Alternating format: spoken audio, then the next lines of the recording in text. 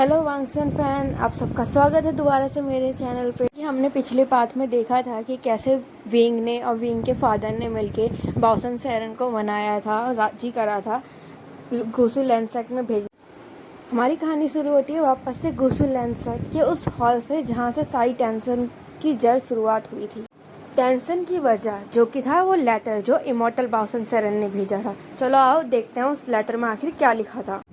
मैं इमॉर्टल बाओसन सेरन धन्यवाद करती हूँ गुसु लैंडसेट का हमें अपने गेस्ट लेक्चर में बुलाने के लिए, और मेरा बेटा आएगा इस बार वहाँ की पढ़ाई करने के लिए, और उसने मुझे अपना नाम पता बताने को मना करा है। कहना वो उसका मानना है कि उसे कोई स्पेशल ट्रीटमेंट नहीं चाहिए, जैसे सबको मिल रहा है वही ट्रीटमेंट उसे भी चाहिए।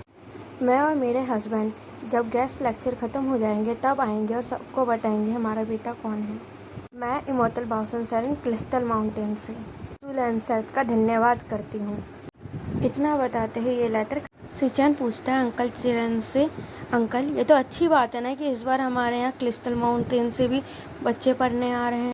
अंकल कहते हैं बात तो सही है, लेकिन जो आ रहे हैं हमें भी नहीं पता वो कितने ज़्यादा पावरफुल हैं इमॉर्टल्स। मुझे तो ये अभी पता चला है कि इमॉर्टल बाओसन सेरन का कोई बेटा भी है। अगर ग्रैंड इमॉर्टल बाओसन सेरन इतनी ज़्यादा शक्तिशाली है तो उनका बेटा कितना ज़्यादा शक्तिशाली होगा, और ऊपर से हमें तो कुछ बताया भी नहीं गया कि उनका बेटा कैसा है। ये सब अंकल चिरन अपनी दाढ़ी पे हाथ फैलाते हुए कह रहे थे। अंकल चिरन वांजी और सिचैन को बोलते हैं इस बार जितने भी गेस्ट डिसिपल आएंगे उनका अच्छे से ध्यान रखा जाए और सभी से रूल फॉलो कराए जाए। मैं नहीं चाहता कि इमॉर्टल का सन हमसे थोड़ा भी गुस्सा हो और हमको उनका भारी गुस्सा झेलना पड़े।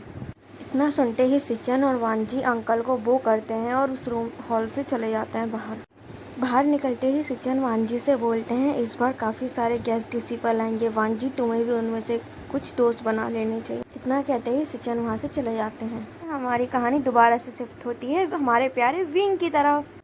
हमारा प्यारा सा विंग जो अब क्रिस्टल माउंटेन से नीचे आ चुका है, उसके पास तभी एक उड़ती हुई बटरफ्लाई आती है जो कि उसकी मदर ने भेजी थी उसके पास। वो बटरफ्लाई गोल्डन रंग की थी जो आते ही सीधा विंग के कंधे पे बैठती है और उससे कुछ कहती है।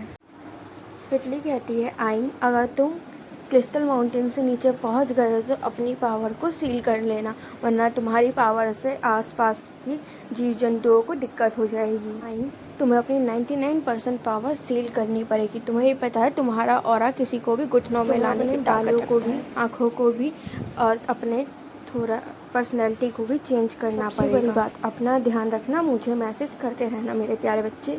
इतना बोलते ही वो तितली हवा में गायब हो जाती है।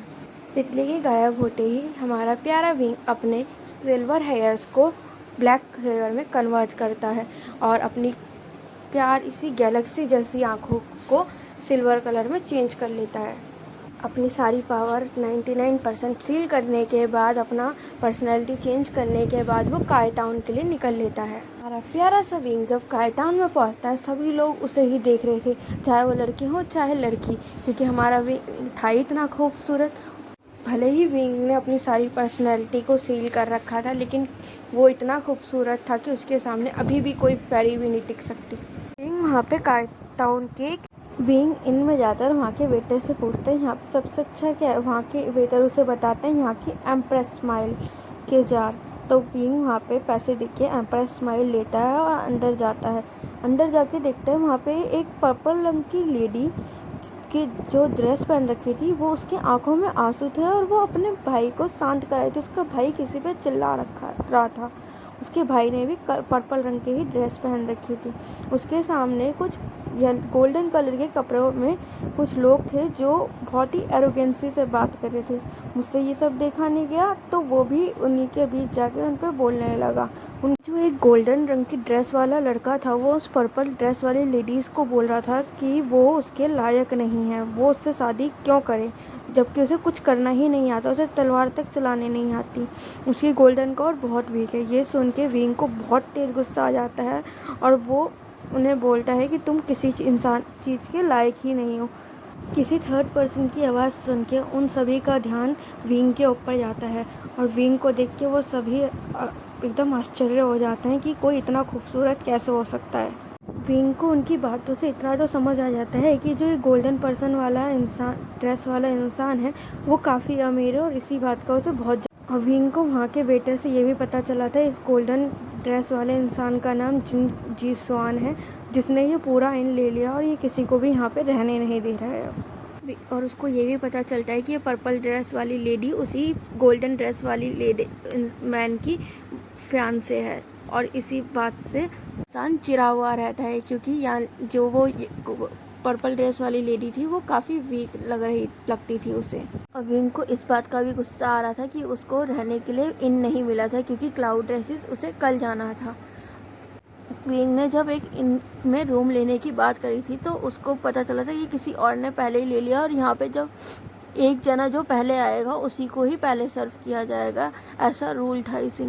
उतने में ही वो पर्पल ड्रेस वाली लेडी विंग के पास आती है और इससे कहती है अगर तुम भी इन्हें चाहिए तो क्यों ना तुम भी हमारे साथ ही चल लो, हम तो क्लाउड ड्रेसेस जा रहे हैं, तुम तो विंग भी बताता है मैं भी क्लाउड ड्रेसेस ही जा रहा हूँ, मुझे इनविटेशन आया था वहाँ का। इतना सुन के वो सभी लोग इनसे बाहर निकल जाते हैं और बाहर कहीं और ढूंढने लगते हैं इनका पता करते, पर उन्हें कोई इन नहीं मिलता तो वो वहीं पे ही एक जगह खाली जगह ढूंढ के एक कैंप सा लगाते हैं बहुत में। जो पर्पल ड्रेस वाली लेडी थी वो अपना नाम बताती है, मेरा नाम जियांग और मेरे भाई का नाम जियान चेंग, हम लोग जियान क्लैन से यहाँ पे आए हैं क्लाउड ड्रेसेस में गेस्ट लेक्चर के लिए। और तुम? विंग बताता है वो भी क्लाउड ड्रेसेस में गेस्ट लेक्चर के लिए ही जा रहा है, लेकिन वो एक रफ कल्टीवेटर है। इतने में ही जियांग यानी जियान चेंग और वेवुसेन की बहुत अच्छी दोस्ती हो गई थी। जियांग यांगली ने वेवुसेन से कहा था कि वो उसे सीजे बोल सकता है। सेन ने भी जियांग यांगली से कहा था कि वो भी उसे आसियन बुला सकती हैं। वेवुसेन एंड जियान चेंग एक दूसरे के नाम से ही टीज कर रहे थे, उनका नाम चिरा रहे। वो देख के कोई भी ये नहीं कह सकता था कि ये अभी अभी मिले हैं। नाइट में जब सभी लोग सोने लगते हैं तो विंग यानली से कहता है कि मैं अभी बाहर से आ रहा हूँ, मुझे कुछ काम है। इतना बोल के वो बाहर चला जाता है कैंप से। कैंप से बाहर आते ही विंग अपनी ग्रैंड मदर यानी कि इमोर्टल बाओसन सेरेन को और अपने फादर को मैसेज करता है और जब फ़ोन से बात करते हुए विंग उन्हें बताता है कि उसे यहाँ पे डार्क एनर्जी फील हो रही है, क्योंकि हमारा विंग तो यिंग और यांग दोनों ही पावर का इस्तेमाल कर सकता था।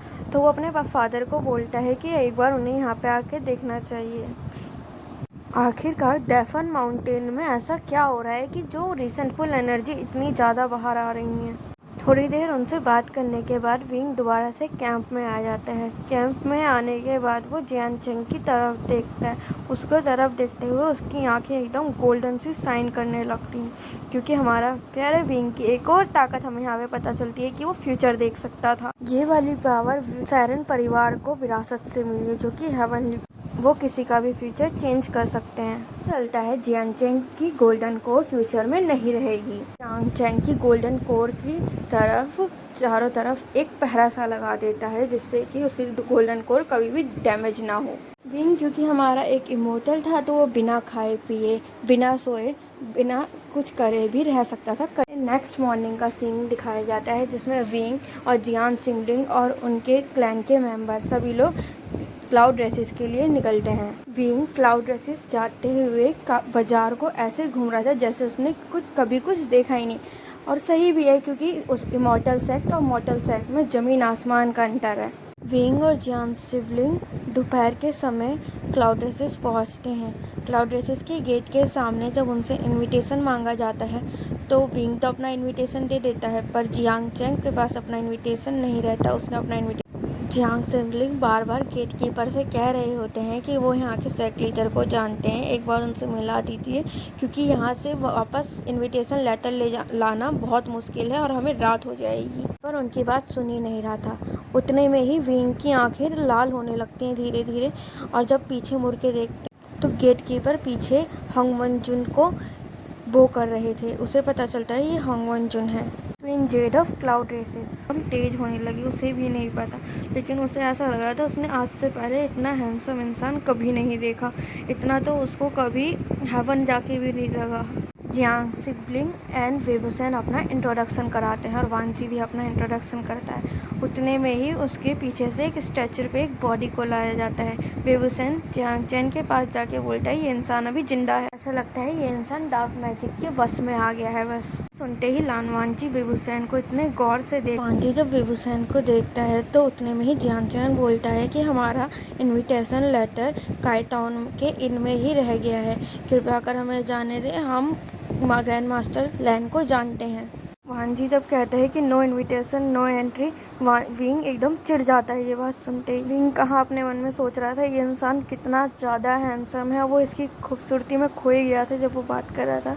लेकिन जब वो वांजी को बोलते हुए सुनता है उसकी एकदम एक्सप्रेशनलेस फेस के साथ, तो वो चिढ़ जाता है। बोलता है यहाँ से कायताउन इन बहुत दूर है और हमें आते आते रात हो जाएगी। वांजी किसी की बात सुनने वाला था? बिल्कुल भी नहीं, वो बिल्कुल नहीं मानता और वो सीधा यही कहता है नो इनविटेशन नो एंट्री। यहाँ पे हमारी कहानी आज के लिए ख़त्म होती है। नेक्स्ट वीडियो नेक्स्ट एपिसोड की, जिसमें हम देखने वाले हैं वांजी और विंग की शॉर्ट फाइटिंग और वांजी के हैरान एक्सप्रेशन जब विंग अपनी इमोर्टल पावर का यूज़ करेगा। को भी ये स्टोरी अच्छी लग रही है तो लाइक करें, सब्सक्राइब करें और कमेंट तो ज़रूर ही करें, जिससे मुझे पता चले मैं क्या गलती कर रही हूँ इस कहानी।